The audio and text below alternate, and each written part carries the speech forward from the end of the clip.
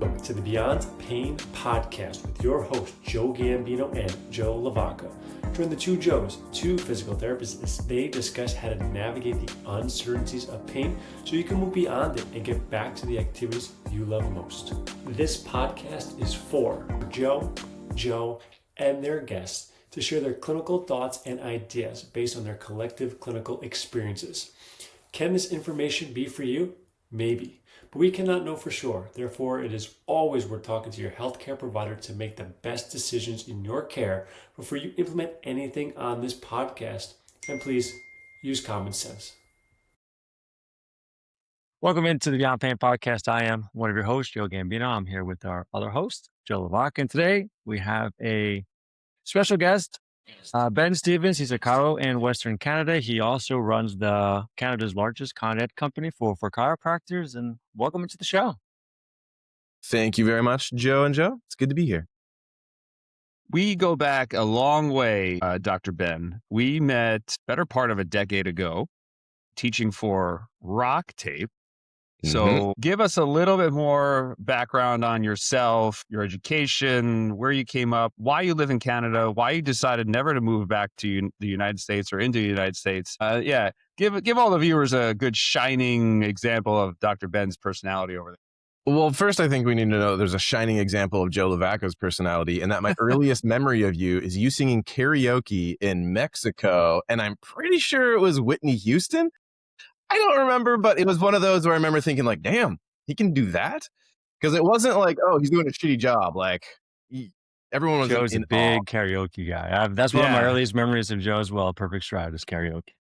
And that was the peak. That was the peak. It's been all downhill from there because I can't hit the same notes anymore. So now I'm like kind of into Hootie and the Blowfish and Bruce Springsteen. I really had to, bring it down a couple octaves. Yeah, well, that's highly unfortunate because that was peak masculinity era, and that's why you have so many male friends now. It's because they all heard you singing Whitney Houston. No one was threatened. No one was threatened by me becoming the alpha male. So they were like, we got to get more Joe in our life. I mean, yeah, when you were done, I just, I was bowing down when you came off the stage. I went, I can never sing again. Now that I've seen tequila's a hell of a drug. Tequila's a hell of a drug. That's all I'm going to say about that. It's even more fun because I don't drink, and I was watching everyone else do this, and I was going, man, maybe I do want to drink. Yeah. Wow. What an influence I've become. I'm so good at karaoke. People are like, what was the question? I'm thinking of drinking alcohol. What a time. Yeah. The question was, just give us a little bit more background on you. How did you become to run Canada's largest education company? Yeah. Okay, great. Well, I was like yourself. I was really unfortunate to be unfortunate. I was really fortunate to be involved in Rock Tape very close to when it was founded. And that's because the first medical director in Rock Tape, Steve Capobianco, was one of my personal mentors when I was going through school. So I went to school at Palmer West in San Jose to become a chiropractor. He was there teaching some of the sports electives, and I just really got along with Steve like everybody does. And kind of shadowed and probably annoyed him for the better part of, 3-4 years while I was there. I ended up going out to a whole bunch of different Rock Tape events and just putting tape on people and learning from him. And then by the time I got back to Canada, I graduated, moved back here. Rock Tape had just moved to Canada around the same time. And so Steve called me out of the blue one day and said, hey, you're teaching Rock Tape courses. And I went, huh? And I can't do that, pure imposter syndrome, like everybody has out of school. I definitely had a certain amount of confidence just as a personality trait, but like in that world, I went, I don't know about this. And he went, no, you're fine. So he flew up here. We taught the first few courses together. And that kind of got me my start into continuing ed. I was off to the races within a year of graduating from school.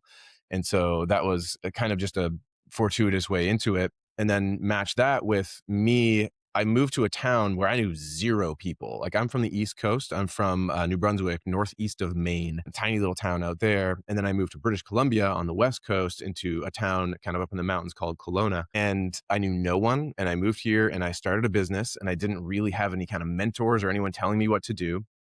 And so the way that I overcame that was just by going to every continuing ed course I possibly could. Because I wanted to be surrounded by as many smart people as I could. I wanted to learn as much as I could. I just didn't want to feel like I was shitty at my job. And at the time, Somatic Senses, which is the company that I now own and operate, was doing a lot of courses all over Western Canada. And I showed up to every single one of them, like 8 to 10 a year. And so after the first year, the guy that was running it at the time and founded it, one of my best friends, Michael Maxwell, he essentially invited me to kind of come and join him and test out running the business for a year. And I went, great, because I just paid about $15,000 in the last year to take these courses. It'd be really good to get paid to do it. Wait, am I going to get paid? And you went, yeah, probably eventually. And I went, sure, I'm in. And so as a result, sometime in 2012 or 13, I kind of joined him, and we were 50-50 in somatic census for the longest time. So somatic census as a business has been around since 2003, hosting seminars, and it's been, 500 to 700 seminars since then. And so I joined somewhere along the line and did a lot of continuing ed since then. And that's how we showed up here with me Yeah. doing it all now. Nice. And that's pretty cool. Our next question we usually ask people is if you have like a personal journey of pain and how it's shaped how you've been a clinician. But I'm curious more so with your experience of like teaching. How has that impacted the way that you treat patients? Hugely. One of the primary reasons being that when you teach, communication is basically all you have. You don't get to do something to the people in the room when you are an educator. You only get to portray things through your words. And that's something that has been very distinctly valuable for me, because over time, I don't think I knew that communication was, early. I didn't know that communication was the thing. Like, it's kind of, I got to get a toolkit for this. I got to get my soft tissue technique here, and I have all these manipulation techniques over here, and I got all these things that I can do to people. I was very much the kind of the operator at the start, despite the fact that I had mentors like Steve, trying to nudge me in that direction. It just made me work on being very intentional and very structured with the way that I communicate. It made me work on my presence in a room. It made me work on all these things that create a therapeutic alliance with the patient. I was just practicing it on other practitioners, and I was practicing it in a somewhat, I guess, high pressure situation where it's like you'd have a room full of, 10 people up to 100 people, whatever it might be. And you had to figure out how to deliver that value and that connection rather quickly, because especially in the, continuing ed world, they'll just get bored and they'll ignore you, or they'll literally take a nap in the back of the room if you're not great at it. So just very, very easy and direct correlation between how well I was communicating with a room full of practitioners and teaching complex information, and how I was doing that with the patients. What do you think the biggest difference was in the communication tactics, skills between educating clinicians and teaching clients in clinic? Probably one of the biggest ones was authority. I think most patients need to know that you have the right amount of authority, but there's a really important kind of trust component to that. In continuing ed, they need just enough trust that you kind of are a good person and that they know you and they know what you're saying is true. But the authority piece is a significantly higher proportion when you're teaching. And so there's a certain amount, I hate to say it, but there's a certain amount of kind of showmanship when it comes to continuing ed, where it's like you have to establish authority, you have to do it quickly, and you have to be able to show ease while you're doing it. And that's the kind of thing, if you lean too heavily into authority in the treatment room, it's very poor bedside manner. You're actually doing the opposite of what you want with people. You're not connecting with them. You're not helping them in certain ways. And, in our world, surgeons kind of get the bad rap for being the ones that do that. They talk down to people, and most people just have very poor experiences. The more qualified a doctor tends to be, the poorer an experience that a patient has. That translates really well to education, because people kind of are there in awe of you and they want to learn from you, and they're trying to get as much as they can because they essentially want to take a piece of your authority and bring it back to what they do. In the treatment room, if you go that far, it's alienating. And so a lot of it has to do with being able to kind of judge that line between how much authority and how much connection, how much friendliness, how much affection, all these different things. But they are kind of distinctly different. I think the commonality between them is being very intentional and structured with how you speak. And just things like the pacing and the postures and all those, you just need to be intentional about them. But too much authority in the treatment room just doesn't go well. Yeah, that's an interesting thing. And the first time I ever taught, and really how even I became affiliated with Rock Tape, was through a PT out here named Rick Daigle. And very grateful for him. He kind of gave me my wings in a sense, trusted me, and sent me out on my first tour. And I think it was in the Cleveland area, somewhere in the Midwest. And my first class in front of people was 96 people. And Not bad. short of singing karaoke, you mentioned the showmanship thing. I was like, how do I get 96 people to listen to me? I'm barely like 2 years out of school. And I remember, kind of going through it. It was almost like, you wake up in like an old school situation with like Will Ferrell. You're like, what just happened? I blacked out for 8 hours. I don't even know if I just said anything or if I just rambled. And a handful of people came up to me afterwards and I was like, oh God, here we go. I'm going to get laid into. And they were like, that was one of the best courses we've ever taken. And we've been clinicians for like over 20 years. And now it could be, and I will say this to everybody, 93 people left and absolutely hated the course. But it was, but those 3 people coming up to me, it really did instill that confidence, like you're saying, of, hey, you know what? If you can be honest to a room of clinicians, if you can be genuine and tell them, hey, look, this is how I would approach something. This is the knowledge base that I have to help you solve problems. Let's do this like kind of together. It does definitely work a lot better than me just implementing those same tactics in the clinic without establishing trust first. So I think that was a really good answer, Ben. Thanks for that. You mention a lot now on Instagram. You're really niching down into educating and growing somatic senses. And you mentioned evidence-based chiros. Everyone knows chiropractic and PT and everything like that. But what makes a chiro, a PT, evidence-based in your mind? Got it. It's funny. I've had this question rattling around in my mind quite a bit because the easy and obvious answer would be that they consult with the evidence for answers to what they're doing. But the reality is nowadays, medical knowledge doubles about every 70 days online. The mass amounts of research that are coming out. We can't really be purely evidence-based, even if we wanted to be. And so an evidence-based practitioner these days it's really primarily about a mentality. And a huge part of that mentality is just the humility to evolve. That's it. And that is when you are faced with new evidence or you given evidence that what you are doing should evolve or change in some way, that you are willing and massively desire to do that. So it's not necessarily about that's every technique you have the perfect technique according to the research. It's not, is everything you doing perfectly researched? Because for one thing, we can't keep up on the research perfectly. And another thing, so much of what we do is so nuanced and unique to each patient that there's just no way there's research on it at all. And so the reality of the matter is, like, being evidence-based is very much a mindset that you're trying to consistently go out on a cadence and seeking new evidence to help you become better at your job. And you are willing to change whatever you do to serve the patient according to the evidence. So it's mostly a mindset. I don't think there's almost anyone out there that's not in research full time that is like abreast of the research across the board. It can't be done. It's just, even if you get, AI bots serving it up to you on your phone with notifications, it literally just can't be done. So a lot of it is about mindset. It's interesting. I feel like, I've never really heard someone talk about mindset being like the ability to like shift the way that you think based on new evidence and new things that come out. Usually it's like, oh yeah, you do based on the research, you're using your clinical judgment, your experience, stuff like that. So I think I really like that because I do feel like some people get really stuck in their ways. And I do think the best clinicians are the ones who can adapt to the new information that comes out. But my I question to think you is, go evidence-based ahead. can be its own kind of dogma as well. And that is something that, like, I kind of almost hate that I like live in that world where I say that phrase so much, because it can become its own thing where people are, patting themselves on the back for it. And I mean, for me, like, it's just because I'm in the world where I deal with other clinicians all day, every day, that it's kind of a phrase that I end up using. But your patient's Yeah, not used to hearing that phrase, right. right? Like, That's they what I don't. was going to ask. Yeah, they don't care. And for the most part, I don't even know if a lot of clinicians care. A lot of it Hmm. is, it's a way to, it's almost, I mean, I hate to say it this way, but it's like, it's almost a way to portray your values to the world of like what you think. Sure. It's like, here's my worldview. It's almost like, here's my religion, so to speak. And so it's a weird kind of messy word. But for me, like most people who are relatively evidence-based, it does come down to a mindset, and it comes down to a desire to actually be better for your patients, not a desire to pat yourself on the back because you know that you're kind of working with the evidence, but a desire to be better for your patients. And if research comes out that shows that you could be doing something better, you should want to do that for your patients. Sorry, I'll stop rambling on that one. No, Evidence-based is a big you literally answered the question I was No. about to ask. And like, Yeah, no, people use that's like right. evidence based on their website and like, they portray it as marketing, but I don't think really the patients know too much. So that was really kind of where I was about to go anyway. No, they Yeah, don't. I think They assume I you th- are relatively evidence-based until they find out Sure. otherwise. And even then, they don't know what the evidence is, so they probably don't know.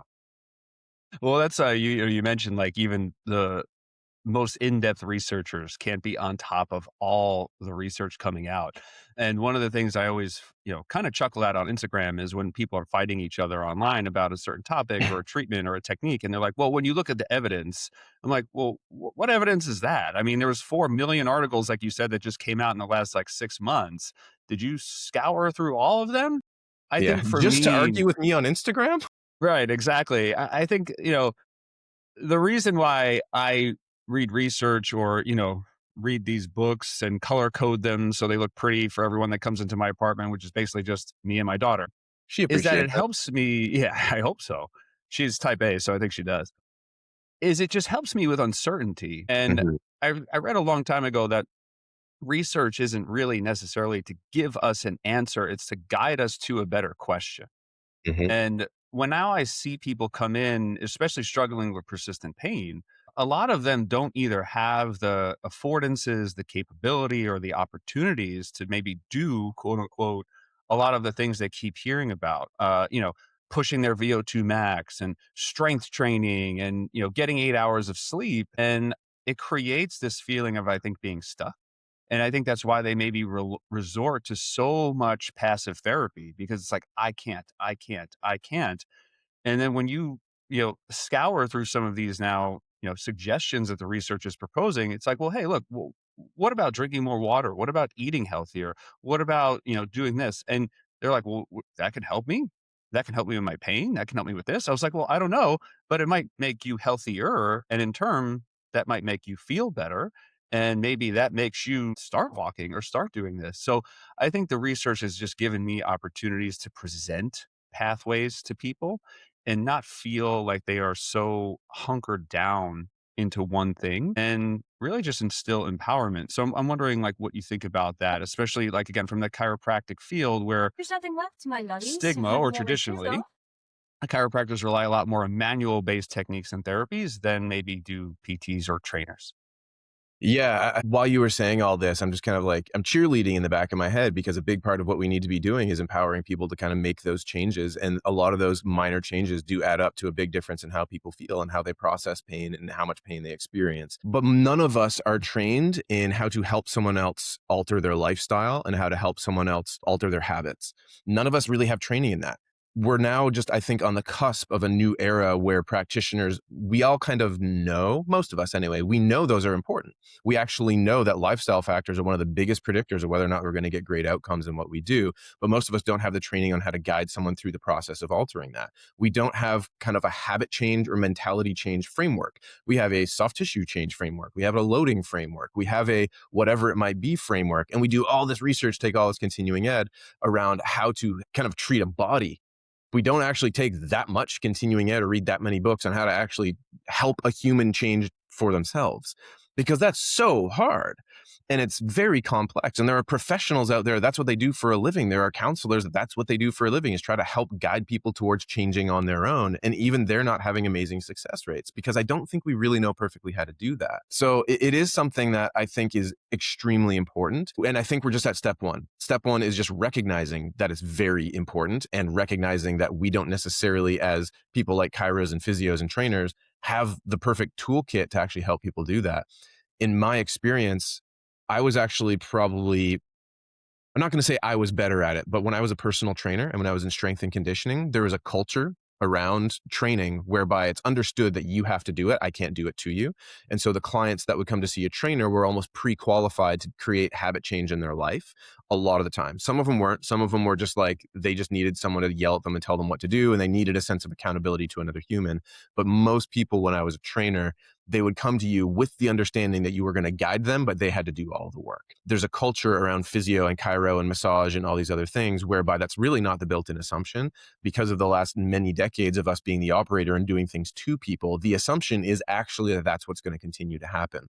And so I think we're not just fighting our lack of education. We're not just fighting our skill set. We're also fighting the cultural norm around what it is that we do to people. And so chiro, I think, is probably further down that pathway than physio, but not as far down that pathway as massage. In that chiro has very typically been a lot of manual therapy. It's very typically been hands-on. And people like that. People like to be touched. People like to feel that connection.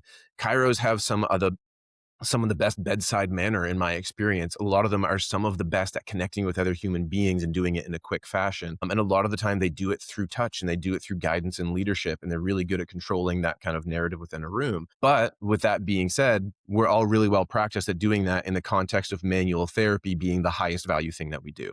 We're not well versed in the context of doing that with education or guidance or habit or lifestyle change being the highest value thing we do. I don't think anyone's that well versed in that. And that's kind of the next frontier, right? It's the way for us to really figure out how to change the kind of health landscape out there, and to really help a lot of people is to help them help themselves. But most of us, we don't really have the tools to do that. Yeah, that's really insightful, especially with Joe being you're all virtual, Joe. Pretty much, So, yeah. yeah, for you not having that toolkit of manual therapy, I mean, how have you been able to convince people that virtual treatment is just as valuable, or if not more valuable, and to kind of piggyback off of what Ben was saying? Yeah, I think going back to like what Ben was saying about like communication, I think that's been like the biggest thing in the virtual environment, like your ability to like like communicate authority and like how you perceive like you're going to help somebody and show them that there's value. But even just like in sessions, like I don't know whatever made me do it in the past, but when I was at Perfect Stride, and I would purposely try to coach somebody without ever showing them how to do it, and see if like the words that came out of my mouth actually made sense to the person, if they could do what I was asking them to do. And I think that really helped a lot. And I didn't even realize the effect that it would have on like the way that I talk to people. But I feel like the way that you communicate really does help, because honestly, to me, like me, I don't know if the all clients perceive it the same way, is that there's really not that much different. I really just can't put my hands on you. But like the way that I assess you, the way that we go through things, the way that we do exercises and coach it doesn't really change. And the one thing I do like about this environment, and maybe that's what helps instill, is that we like doing this environment makes the patient feel like they have more onus, like they're doing it more, not necessarily on their own, but there's like, they have to do the work, right? Like I can't just be in here doing manual therapy and that stuff. So also to Ben's point. So I think that's a really unique advantage to this environment. Plus, you have more access to me, which I think is a fun selling point as well. I don't know if that answers the question, but a few things in there. No, I think it did. I think, and one of the questions that we had for Ben was, what do you think the future of chiropractic and PT or training looks like? And if I'm hearing correctly, it is maybe leaning into more of these strategies that help people change behaviors and Hmm. change lifestyles and be comfortable with those things, because those are maybe potentially more impactful. And I heard a podcast. I am balking at who maybe has said this about the PT profession, but I wanted to maybe get your view on it. That PTs, the future for us is really as maybe case managers for people who are in pain, where we can listen to your story, make sense of it, and then say, hey, you know what? I think that you would really benefit from manual therapy. You do have some difficulty with passive mobility or passive constraints. Maybe there was a trauma or a surgery. And I know a great chiropractor. I know a great massage therapist. Hey, you know what? It seems like you're really deconditioned. I think training would be really valuable for you. Or, hey, it just seems like you're stuck. Have you thought about behavioral therapies or psychotherapy, or, exploring social work, something along those lines?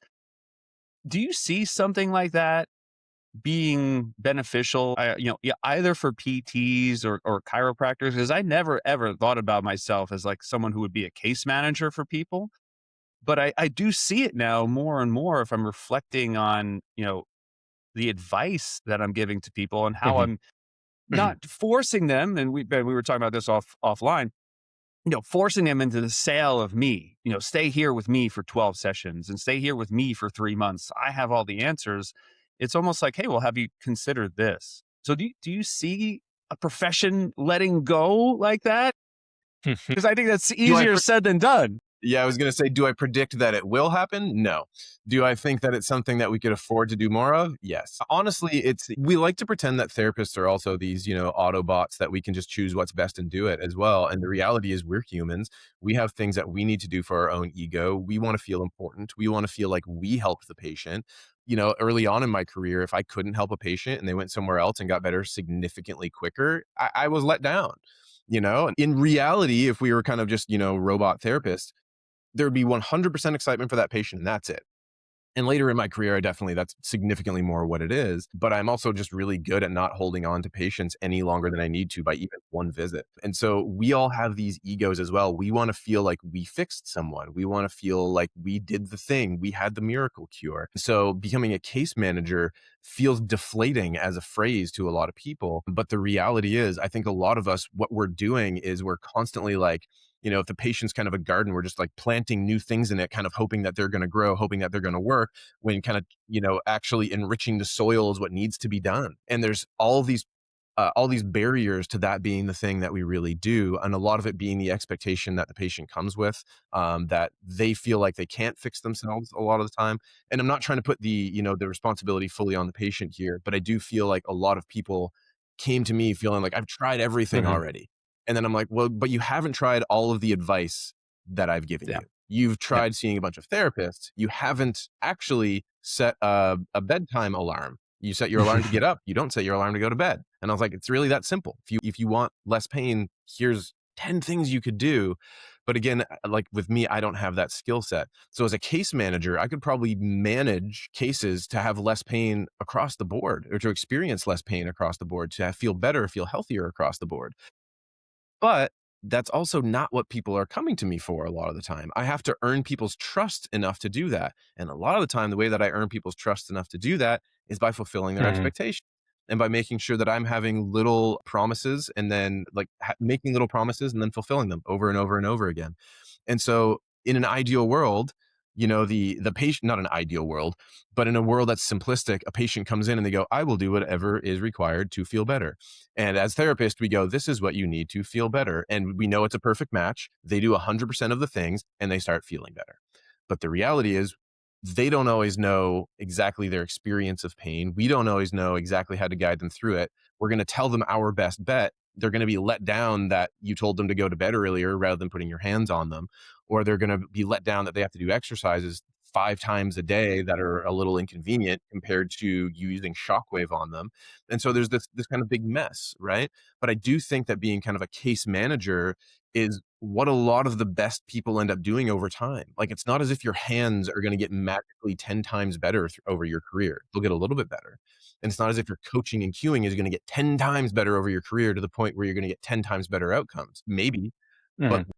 in all likelihood, as you're getting better through your career, you're getting better at all the soft skills. You're getting better at case management. You're getting better at thinking in the long term, and you're getting better at all of the stuff that we don't really have a distinct educational platform to teach us, or kind of a structure to go about. We just figure it out as we go. And that's really what makes people better with experience anyway, is they become better case managers. I just don't know if the patient's ever going to want that to be what they seek when they seek a therapist's Mhm. help. Yeah, that's fair. I'm gonna ask you a tough question here, and I don't know if you have the answer for it, but it's based off something that you were saying about, someone has seen other people, they haven't seen success, they come to you, they just, you mentioned maybe they haven't taken all of your advice yet, but for someone who's tried PT, chiro, massage, a bunch of different things and haven't really seen the success that they've wanted, what would be, I guess, like your advice for them? For the patient, Yeah. for one, sometimes, and again, I'm an accountability guy through and through, and I try to be able to walk the line of accountability without shame, and accountability without accusation. But I have had people go like, I've tried chiro, and I go, who? Because I will know most people in my town. Okay, how many times did you see them, and what did they do? And I want to explore that. And I'll find out they went to see that person 2 times or 3 times. They never really gave the process a chance to actually get better. And I go, okay. And the same could be applied with basically anything, right? And they're just like, oh, I stopped working out because of X, Y, and Z. And I go, how long? And they go, it was by like February 10th. And I went, okay, you gave it 5 weeks at the start of the year. That's not how fitness works. And so for some people, my job is just to draw their attention to what they already know, and they kind of just didn't really want to admit anyway, where I'm just kind of going like, you are actually on the right track. We just need time, and we need maybe a little nuance, right? Because there are people that's all they need is a little bit of nuance to what they already had. And then there's the people that's just very not true. They're just like, I was in physio for a year and I know the physio they went to and I think they're fantastic. Or they're like, man, I was at this chiro all the time and they did all this, active release technique, and we did all these exercises and all these things. And so for me, what I don't want to do in that situation is assume that the person that it has that it's the kind of the patient's fault. Part of me goes like, okay, like we need to investigate this. Like maybe there is something that everyone else overlooked that I'm going to uncover. That happens sometimes, not usually. A lot of the time, there's all these peripheral factors that are feeding into the issue that haven't been addressed. It's like there's all these things that we talked about. They just every practitioner planted something new in the soil, but no one kind of addressed the soil, so to speak. And so they go, I've tried all these different solutions to my problem. And this is going to sound cliche, but no one really got to okay, well, why do you hurt all the time? Like this was not a big injury. Why is it still hurting 2 years later? And, find out that during the last 2 years that they've been going through a divorce, or that their spouse had cancer, or that they have a very, very high stress job, or that they eat macaroni and cheese for dinner every night. Because there's a lot of these things that I think I've done a really poor job before of actually being overt with. I've always kind of assumed, and especially because I work with a very, very fit crowd a lot of the time, I've worked with people who are very high fitness. And the assumption is that those people kind of have all these boxes checked because visually it's easy to look at someone that's ripped and kind of go like, oh, they're sleeping. Oh, they're eating well. Oh, they're exercising. All these things. Not necessarily the case a lot of the time. It could be that there's someone who has a pathological relationship to exercise. It could be that it's someone who exercises as their therapy because they have this insane emotional turmoil in their life, and their escape is the gym. And the things that they can control is like a strict ketogenic diet, and they do CrossFit 7 days a week, twice on Saturdays. And that's why they look that way. But if you don't ask, you don't know. And they go like, I don't understand why it's still hurting. All these people tried all these things. And I go, man, you're working out 8 days a week. Literally chop that down to 4. Go to bed earlier. Don't look at your screens. Drink more water. The list goes on and on and on. But a lot of the time, like in my experience, other practitioners just haven't asked the question. What they've done is they've taken whatever they're good at as a practitioner and gone, oh, this might be the solution to your pain. And then they just look at the little kind of anatomy that hurts. Don't look at all the stuff that surrounds it. So it's, if I've got advice for the patient that's kind of been to everyone, is I would say look back over that and go, have any of them asked about you as a human being, asked about your emotional state, asked about all these health status things that could be helping? And have you done anything to address them? Because you might need a case manager. You might need guidance. You might not need a different technique or a different practitioner. You might need to address all these other things. Yeah, that's insightful. And one of the things that you made me think about when you keep referring to the soil, and I think that you mentioned, holding on to people or knowing when to let go, and that was our kind of theory about the future. One of the things, though, right now that I really try to consider, since a patient called me out on it, and it was a little bit earlier on in strength and motion. And I was in this mindset of like, I don't want people to be here, a day longer than they have to, right? I don't want to over treat. I don't want to over guide. I don't want to over coach. I don't want to overdo this. And, I kept handing her things to do and do on her own. And I was like, well, yeah. And then you can start doing these. And then, you don't have to see me every week. You can go like once a month. And then then it's just like, peace out. And she was like, Joe, why are you trying to get rid of me? And I'm like, oh, I'm not trying to get rid of you. Like, I'm not trying to get rid of you, but this is just like what I'm supposed to do. I'm supposed to like only see you for 4 sessions, and then like, that's it. Then I'm supposed to like, just let you go.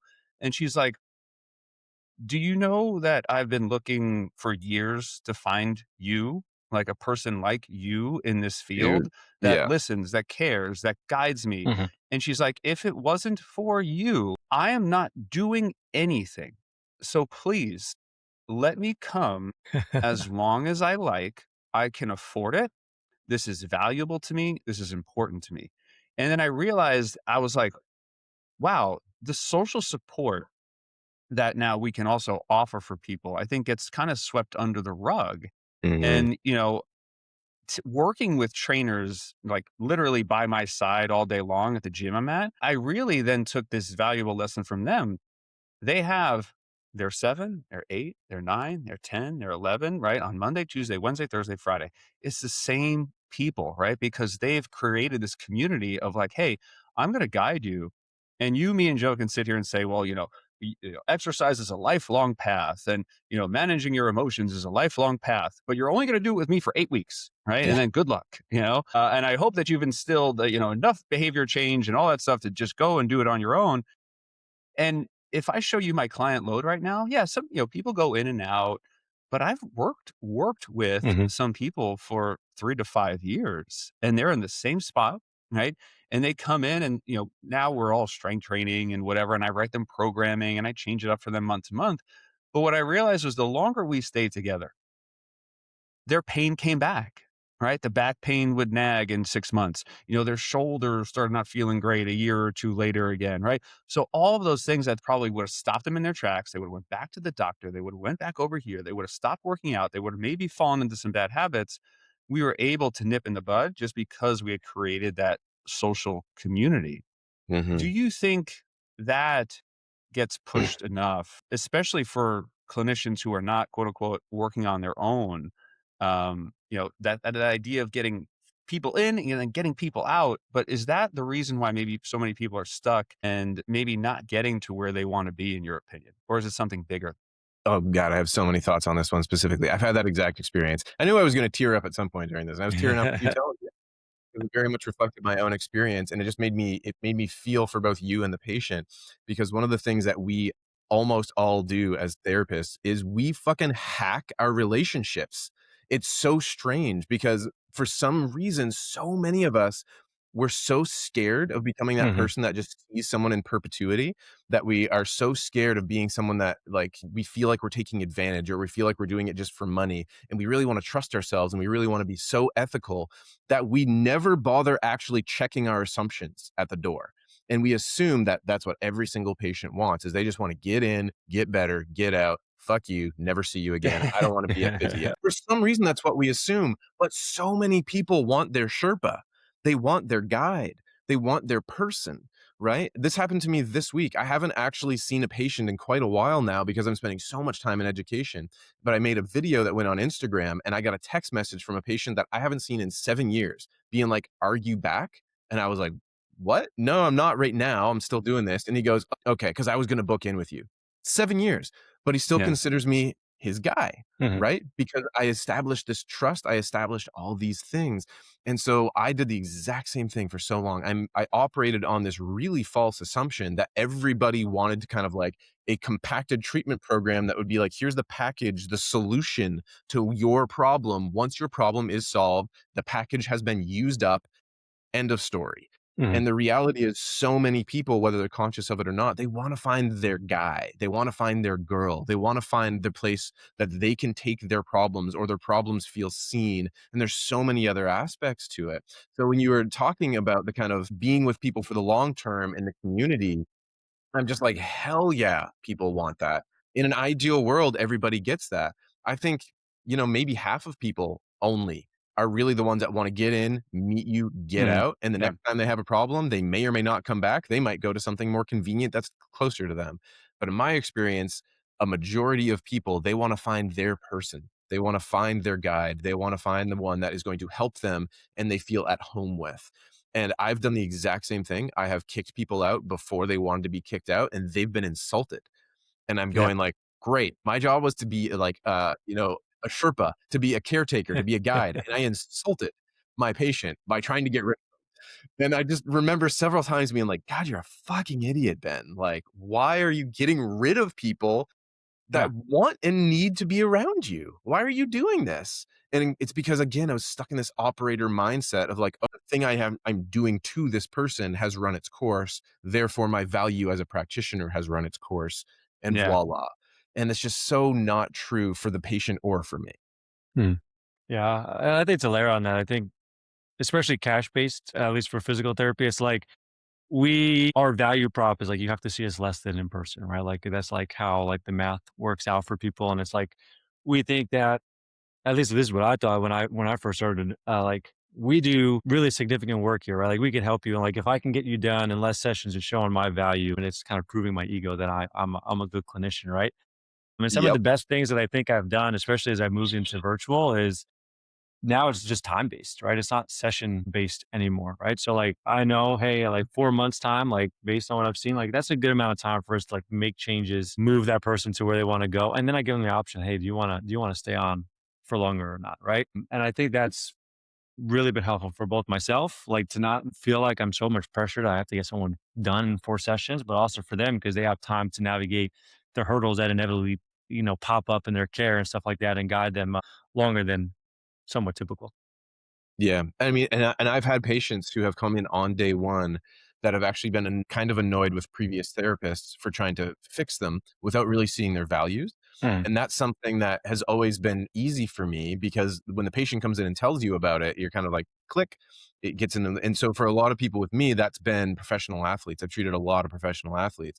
And like, I remember one of my, my favorites, he ended up becoming one of my really good friends in this town. He showed up on day one with a list of things that he wanted to get fixed. And it wasn't even all pain. A lot of it was performance based, because I come from that background. And he would go like, when I do this, this happens. I have an asymmetry here. I have this. My coach wants me to work on that. And he hauls out a notebook and he's just like, what are we going to do? Kind of thing. And he ended up being that patient that if I told him to come in every single week year round, he would. I didn't need that to fill my schedule by any means. It wasn't going to impact kind of my income or anything. But I remember being like, oh, this is great. He told me exactly who he was on day one and what he valued. And he just laid it out for me. Right. And those are the kind of patients that it's really easy, because you kind of go, they know what they want, or they're open with it. But a lot of our patients, what we need to do is we need to kind of slowly pull it out of them. We need to help them realize who they are and what they want. And so many of us are so afraid to sell, and we're so afraid to actually lead people, that we're kind of like, we're putting the patient in charge all the time. And for certain people, that can actually be stressful. That can actually be like, don't ask me to make all these decisions. Like, you tell me, like, should I be here all the time? Like, am I going to benefit from seeing you as a part of my community? Am I going to benefit from that? What can I do that'll actually make me healthier, that'll actually make me happier, that will all these things? And it's like, I always shied away from all the bigger, longer term, more deep investment stuff from people, because again, my ego was wrapped up in it, just like yours, of we have this weird narrative as therapists where it's like, we want to get people fixed and get them out the door. Right. And it's still there in new grads, by the way, because I talk to a lot of new grads, and they're like in the first 2 or 3 years of practice. It is a very, very common phrase that I hear out of people, because I'm getting people into this kind of clinical mastermind that I've got going on. And a lot of them, like, just even to do a discovery call, they fill kind of an intake of like, what's your dream practice look like? Like, how do you want to practice? And very common answer is like, I want to have a practice where I see people as little as possible and get them out the door. And that's almost always the younger practitioners that do that. The ones that have been doing it for 20 years, they don't tend to say those phrases anymore, because I think they've realized that there's so much more value to who you are as a therapist than just doing something to someone, fixing the problem, getting them out the door. People love their community. People love having their tribe. And as therapists, we can be that tribe for people. We just haven't been thinking that way. We've been thinking that we're the operators, we fix people, we get them out the door. But I think most patients I know that have their tribe of therapists and people that they rely on, it actually lowers their kind of general anxiety, and it helps them to kind of raise the bar on what they expect from themselves, just life-wise and health-wise, when they have people that they trust, because it feels connected to them. And so later in my career, I felt really happy about being that person for a lot of people. That was my ideal practice, was being in a lot of people's tribe and being their cornerstone person that helped them. And I would, for better or worse, tons of them would have my cell phone number. Tons of them would, follow me on Instagram or Facebook and reach out to me there. And I actually really loved that, because I didn't want to be kind of corporate of, I'm the operator, come to me when you have a problem that I can solve. It's like, I wanted to be in their corner. And a lot of people really like that. It took me years to get to the point where I realized that that's what a lot of people wanted. I don't even know if that answered the question. I don't even know if there was a question. No, it was good. Hey, man, it was good. It was good. And you know what? I know when I want to be respectful of your time and Joe's time, you've been so awesome. Your answers are so thoughtful and well-spoken. And I really appreciate that about you, Ben. But you dropped the mastermind. Tell everyone a little bit about where they can find you, how they can learn more from you, how they can work with you and all that stuff before we let you go. And then hopefully have you on for like a part 2, 3, 4, 5, 6. Let's do it. Well, I'll bring the full tears next time. Just come with your Yeah. come with your most heartfelt stories. I won't cry over sad, but I will cry over heartfelt every time. I'm the sucker for these things. Yeah, I mean, so Somatic Senses Education is the company that I run up in Canada. And we do a lot of work in the States as well. We get a lot of things PACE approved for chiros. So you can go to somaticsenses.com. You can find a lot of our courses there, online courses and in-person seminars. Probably one of the easiest ways to get a hold of me is actually Instagram. If you just go to, it's just dr.benjamin.stevens. It's a kind of a yellow background icon of this ugly mug. And so you'll see me online online. I try for the life of me to respond to every message that I get there. It's very easy to find me. And a lot of the time, that's where I go to talk about the stuff that is kind of up and coming, like the mastermind. So you can't Google this mastermind. You can't find it. I'm filling it one by one, having conversations with friends. And the whole premise behind it is to give people essentially access to the most modern, up-to-date toolkit taught by the people who are the best at teaching it kind of year round, which I'm very, very excited about as a clinician. And I'm excited about it because all those people are my friends. Yeah, somaticsenses.com, or go find me on Instagram. You might find my personal account or my professional one. Feel free to reach out on either. One of them is just going to be a bunch of, probably me in the woods and surfing and random shit. And then the other one will be a bunch of strange professional content. Excellent. Joe, any closing thoughts or things on your mind there, my friend? Not at all. All right. Well, Ben, we love you. Joe, we love you. Listeners, we love you. Thank you for listening to another episode of the Beyond Pain podcast. And don't forget to come back next week with even more insight and tears. More tears.